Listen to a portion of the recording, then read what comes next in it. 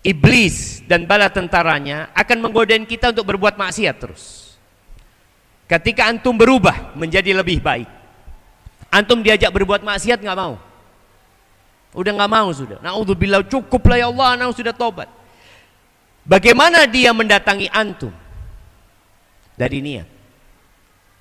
Bagaimana nih orang yang sudah hijrah, dia terus berbuat ketaatan, menjadi lebih baik, sholatnya tambah, puasanya tambah, hafalan Qur'annya tambah, sodakohnya tambah banyak, tapi untuk dirinya, bukan untuk Tuhannya. 3 orang yang menjadi koreknya api neraka, kita sering dengar hadis ini. Yang pertama adalah alimun wa qari'ul Qur'an. Nih yang sedang nyantri, yang sedang belajar, yang sudah jadi ustadz, yang bakal jadi ustadz, yang jadi imam, yang bakal jadi imam. Ingat hadis ini. Abu Hurairah radhiyallahu anhu min a'lamis sahabah. Ketika beliau menyampaikan hadis ini, beliau pingsan 3 kali. Ketika beliau mengatakan qala Rasulullah sallallahu alaihi wasallam, beliau pingsan. Ditunggu sama orang-orang sampai siuman. Mau nyampaikan lagi pingsan. Terus mau nyampaikan lagi pingsan. Yang ketiga beliau bisa menyampaikan. Alimun wa qari'ul Qur'an, orang yang alim dan hafal Al-Qur'an. Kenapa orang ini yang dalam pandangan kita hadza masyaallah ustaz ahlul jannah, hadza orang hafal 30 juz, ya sudah Qur'annya jadi syafaat buat dia, dia akan dapat derajat yang tinggi, dia bakal diperintahkan nanti iqra warqa warattil kama kunta turattilu fid dunya fa inna manzilataka inda akhiri ayatin taqra'uha. Engkau baca, engkau tartilkan, engkau akan naik derajatmu dengan bacaan Quran. Derajatmu itu di akhir ayat yang kau baca. Kita berpikir seperti itu.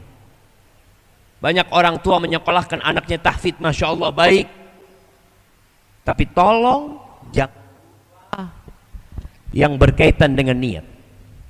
Orang ini ditanya, setelah ditanyakan nikmat-nikmat yang Allah berikan kepada dia, dia mengakui semua nikmat itu. Lalu Allah bertanya kepada dia, "Madza amilta biha?" Engkau gunakan untuk apa nikmat-nikmat yang aku berikan kepadamu? Dia mengatakan, ta'allamtu fika wa 'allamtun nasa wa qara'tu fika al-Qur'an. Aku belajar ya Allah, aku menuntut ilmu untuk mengharapkan keridhaanmu, dan aku mengajarkan kepada umat manusia, dan aku membaca Al-Quran, menghafal Al-Quran untuk mencari keridhaanmu. Siapa yang tidak bisa lisannya mengatakan itu? Semua bisa.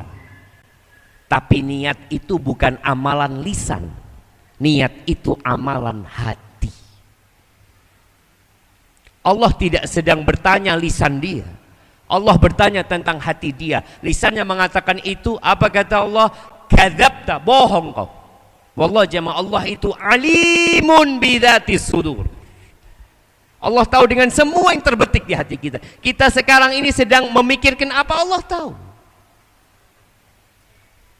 Wa qad qila innama ta'allamta liyuqala alim wa qara'ta liyuqala qari. Engkau selama ini belajar untuk mendapatkan gelar alim, dan engkau selama ini membaca Al-Quran supaya dapat gelar hafidz, orang yang hafal Quran, orang yang bacaannya enak. Jamaah, jangan sampai kita nih yang belajar ilmu menjadi jembatan buat orang masuk surga, kita jatuh di neraka. Orang lewat kita, orang dapat hidayah lewat kita. Ya Allah, anak belajar ilmu lewat Ustadz Fulan, wallah anak menangis kalau dengar bacaannya Fulan. Tapi ternyata yang membaca, yang berdakwah hanya menjadi jembatan buat mereka menuju ke surga, kita jatuh ke neraka. Na'udzubillahi minan nar. Masalahnya di hati. Yang kedua adalah orang yang mati syahid. Ya, dia berkata aku berjihad menegakkan agama Allah. Allah mengatakan bohong. Kau berjihad hanya untuk mendapatkan gelar pemberani, pembela kebenaran, pahlawan, dan kau sudah mendapatkan itu. Yang ketiga, orang kaya raya yang dermawan, jawad. Orang ini baik kali jemaah, baik kali orang itu. Ketika Allah tanyakan, apa yang kau gunakan dengan nikmat-nikmat yang aku berikan kepadamu? Apa kata orang ini? Ma min sabilin tuhibbu ayyun faqafih illa anfaqtu fihi laka. Tidak ada satupun jalan kebaikan yang engkau suka, nikmatmu, rizkimu diinfakkan di sana, kecuali aku sudah berinfak di sana. Laka, lillahi ta'ala, untukmu ya Allah.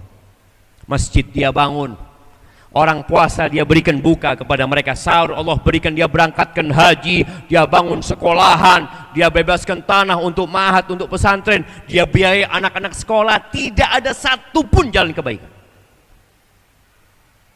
Apa kata Allah? Kadzabta, bohong kau. Engkau selama ini melakukan itu hanya untuk mendapatkan gelar jawad, orang yang dermawan, orang yang baik hati, dan engkau sudah mendapatkan itu. Na'udzubillah min dzalik, kemudian orang ini dilemparkan ke neraka.